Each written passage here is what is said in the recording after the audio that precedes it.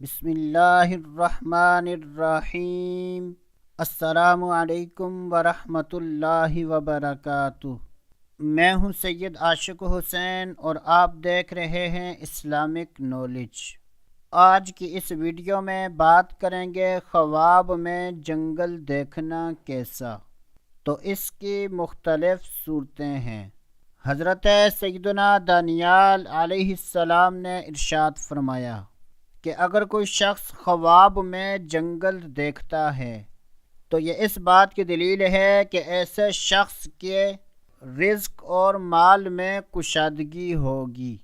اگر کوئی شخص خواب میں دیکھے کہ وہ کثیر جماعت کے ساتھ جنگل میں پھر رہا ہے تو یہ اس بات کی دلیل ہے کہ ایسا آدمی سفر کرے گا اور اس سفر میں بہت سا مال حاصل کرے گا۔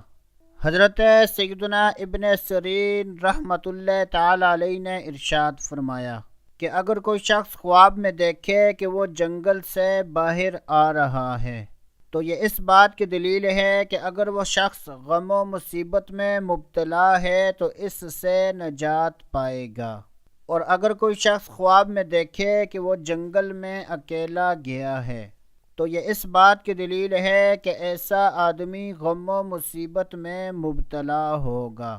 اللہ عز و جل سے دعا ہے کہ اللہ عز و جل ہمیں اچھے خواب دیکھنے، برے خوابوں سے بچنے کی توفیق عطا فرمائے۔